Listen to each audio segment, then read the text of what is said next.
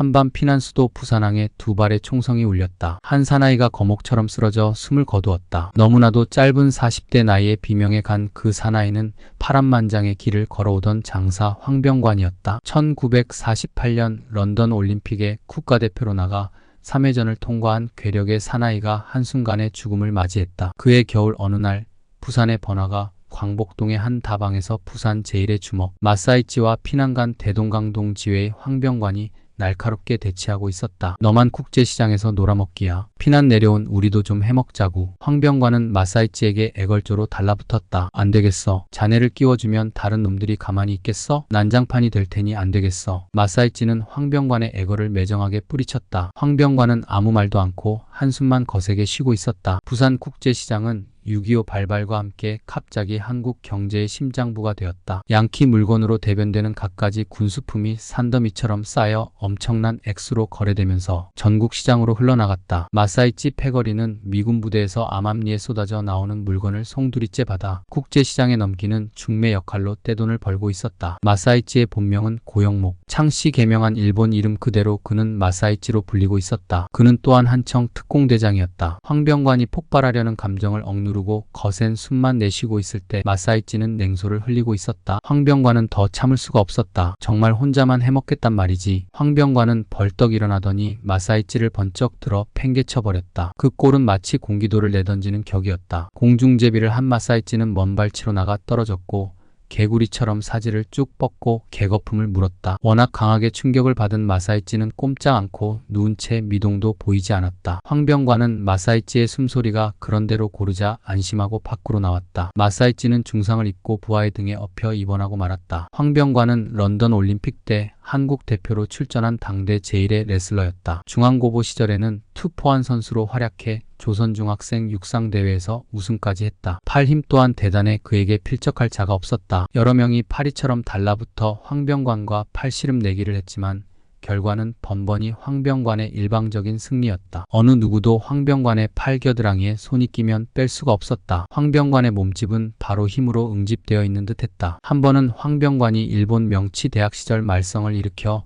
일경에 붙잡혀 간 일이 있었다. 일경은 황병관을 골려줄 요량으로 그를 사다리 한가운데 집어넣고 사다리 양쪽에 힘센 순경들을 5명씩 붙여 눌러버렸다. 그러나 황병관은 힘 하나 들이지 않고 사다리를 번쩍 들어 올려 일경을 놀라게 했다. 그때 이를 본 일경 사출주임이 황병관의 괴력에 감탄해 두고두고 친교를 맺었다는 일화도 있다. 황병관이 쌀 한 가마를 어깨에 메고 두 손으로는 쌀 한 가마씩을 들고 가는 것을 본 사람들도 많았다. 채굴하야 육척도 못 되었지만 힘많은 천하장사였다. 게다가 일본에 건너가 대학 공부까지 한 인텔리라는 점에서 문무를 겸비한 주먹이었다. 그는 항상 과묵하고 점잖았으며 주먹을 쓰는 깡패가 아니었다. 단지 힘자랑을 하는 바람에 사람을 상하게 하는 일이 있을 정도였다. 그러나 주먹의 세계에서 황병관은 의젓하게 대접받고 있었다. 황병관은 다시 마사이치에게 접근했다. 그는 몇 달 전에 사건을 사죄할 겸 협상을 걸기 위해 권투 선수를 지낸 두 동생들을 마사이치에게 보냈다. 그러나 간신히 병상에서 일어난 마사이치는 이를 갈며 복수의 총부리를 겨누고 있었다. 황병관은 거미줄처럼 처져 있는 국제시장 일대의 마사이치 조직을 뚫지 않고서는 이권의 일부를 따낼 수 없다는 것을 잘 알고 있었다. 마사이치와 동생들 사이에 꽤나 오랜 격렬한 대화가 오갔다. 황병관은 동생들이 당하지 않았나 궁금해 마사이치 집으로 갔다. 황병관이 찾아온 것을 직감적으로 느낀 마사이치는 베개 밑에 감추어 두었던 45구경 권총을 들고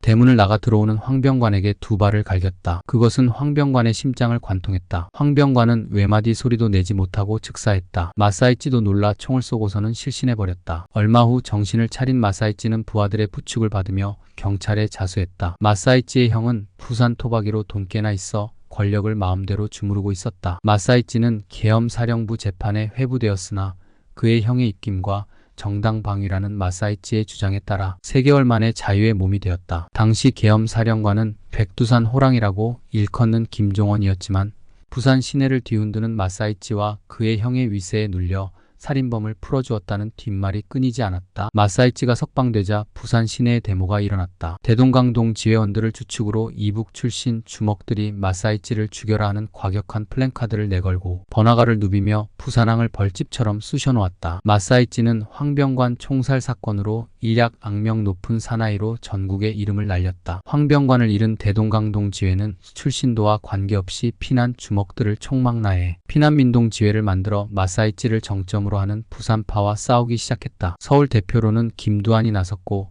각 도마다 대표가 있어 피난민동 지회를 꾸려나갔다. 그러나 부산에 깊숙이 뿌리를 내린 마사이치와 부산파에게는 먹혀들어가지 않았다. 또한 계엄사령관 김종원과 치안국장 문봉재가 마사이치를 봐준다는 소문이 파다해 비빌 언덕이 없는 피난민동 지회는 힘을 잃었다. 황병관의 부음을 들은 시라소니는 입술을 깨물며 슬픔을 달랬다. 평양에서 공산당을 피해 월남, 지금의 중앙극장을 무대로 주먹의 풍류를 즐겼고 서청에도 적을 두어 반공에 앞장섰던 황병관의 인생 역정이 자신과 비슷했기 때문이다. 황병관은 사람을 무시하는 성격을 지니고 있었으나 시라소니는 황병관의 이러한 결점을 높이 사그를 좋아했다. 시라소니는 늘 이렇게 말하며 황병관과 속을 주고받았다. 사람을 무시하는 꼴이 도도한 남자 같단 말이야. 황병관은 자기의 잘못을 절대로 사과하지 않는 옹고집을 지니고 있었다. 그러나 시라소니에게는 예외였다. 황병관은 곧은 주먹으로 형성된 시라소니의 인품에 위압감을 느꼈던 것 같았다. 시라소니는 황병관의 장례식 날 고인의 관을 두드리며 울었다. 병관이 자네의 원수를 속 시원히 갚아주지. 며칠 후 시라소니는 부산 광복동 한 식당에서 점심을 먹다 마사이치와 부딪혔다. 마사이치는 시녀를 거느리고 입궐하는 왕처럼 인상이 우락부락한 주먹들을 거느리고 식당에 들었다. 시라소니는 자신도 모르게 숟가락을 떨어뜨리며 벌떡 일어났다. 야, 마사이치 이 비겁한 놈아. 이리 와. 아무 방비도 없이 찾아간 황병관을 쏴 죽여. 주먹 같지도 않은 주먹이. 시라소니는 마사이치를 향해 고함을 질렀다.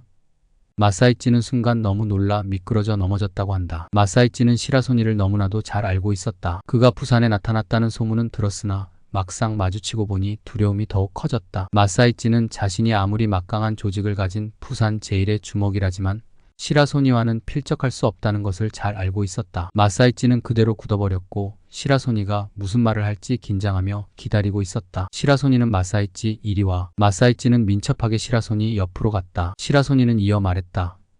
마사이치 거기 무릎 꿇고 앉아. 주먹 사회에 거역할 수 없는 명령이었다. 마사이치는 시라소니의 이 명령을 거역할 경우 잇따라 닥쳐올 결과를 익히 알고 있었다. 마사이치는 부하들에 대한 모멸감과 자신의 자존심 등을 어느새 망각한 듯 다소곳이 무릎을 꿇었다. 시라소니는 내가 밥을 다 먹을 때까지 꼼짝 말고 그 자리에 무릎 꿇고 있어. 이 말을 뱉은 이후 마사이치는 무릎을 꿇은 채 시라소니가 태연하게 점심을 다 먹고 나가는 걸 지켜봤다. 마사이치에게는 죽음보다 더한 치욕이었다. 마사이치는 시라소니에게 깨끗이 당하고서도 시라소니가 부산에 한 번씩 내려올 때마다 철저하게 그를 피해 다녔다. 시라소니로서는 고인 황병관의 복수를 후련히 해준 셈이었다. 황병관이라고 평안도 사람인데 그때 일본에서 대학을 다녔어요. 마루오카만큼 센 친구인데 친구들과 놀러 왔어요. 황병관은 일본 내에서도 대인기였어요. 여름방학을 맞아 평양으로 가기 전에 서울 친구들과 한잔하러 종각 뒤에 자리한 한양 바라는 데를 왔지요. 거긴 불과 10평 정도밖에 안 되는 곳인데 그곳에 셔츠만 입고 모자와 칼을 옆에 놓고 권총도 끌어놓은 채 술을 마시던 일본 헌병들이 있었어요. 황병관이 변소로 가다 실수로 한 헌병의 발등을 밟았어요. 그냥 미안하다 했으면 되는데 황병관이 군인인가 그랬단 말이에요. 뭐 어째? 하며 헌병 셋이 벌떡 일어났습니다. 중위가 문 앞에 가서 탁 기대서서 깔깔 웃고 있고 대위가 칼을 쓱 빼들어요. 도망갈 구멍도 없는데 가만히 있으면 한국 학생 죽겠더라고요. 그래서 내가 그쪽으로 뛰어가면서 두 발로 차버렸지. 두 명이 뚝 떨어졌어요. 거기까지는 좋았는데 당시엔 군인 때리면 즉결재판입니다. 황병관과 함께 도망쳤죠. 뚝섬으로 가는 배를 타고 봉은사의 암자로 들어가 석 달 숨어 있었습니다. 그리고 가을철 단풍이 으스스 붉게 물든 때 나와보니 부하들을 모두 데려다가 고문했더군요. 싸웠던 일본 헌병들은 중국 전선에 차출됐고 부하들은 팔다리가 부러져 그때까지도 병원에 다니고 있어 미안했습니다. 바에서 부하들 데리고 한잔 먹고 있으니까 경찰이 새카맣게 몰려와 싸울 수도 없고 해서 마차에 묶여서 유치장으로 끌려갔습니다. 헌병대에 끌려가 감옥에 갇혔는데 어디서 김두한 하고 불러요. 간수들이 들어와 양쪽에서 팔을 끼더니 수갑을 채우고 검정 보자기를 탁 씌워 가지고 오토바이 옆에 태워서 데리고 갔습니다. 어떤 언덕 위에 집으로 들어가 다시 지하실로 내려가 검정 보자기를 벗기니까 컴컴한 지하실에 빨간 불이 켜져 있는데 꿇어 앉아라 하고는 적어봐라 해요. 거기에는 뼈다귀만 남은 사람 7, 8명이 매달려 죽어 있었어요. 겁을 주려고 곰으로 만든 사람을 걸어놓은 것을 그땐 몰랐어요. 너도 저렇게 만들겠다고 겁을 주고 있는데 상관이 들어왔어요. 수사과장인데 대위지만 30살쯤 된 것 같았습니다. 박달나무로 만든 몽둥이로 대가리를 탁 치니 불이 번쩍하면서 피가 주르륵 흘렀습니다. 내가 죽더라도 죄목은 알아야 하지 않겠느냐고 했더니 내 죄를 모르느냐. 대위와 중위 2명을 때린 죄가 있지 않느냐고 합니다. 난 틀림없이 천황폐하의 적자인데 천황폐하가 군인에게 칼을 하사할 때 같은 적자를 죽이라고 하사했습니까? 적병의 목을 치라고 했습니까? 그런데 한양바에서 내가 반항하지 않았다면 일본을 대표한 레슬링 선수 황병관과 나는 목이 잘렸을 겁니다 하면서 나는 그 헌병을 죽이려고 한 것이 아니라 방어를 하기 위한 것이었다 하고 조목조목 따지니까 할 말이 없어졌는지 나를 한참 쳐다보더니 다시 감옥으로 보내서 한숨을 휴하고 쉬었지요.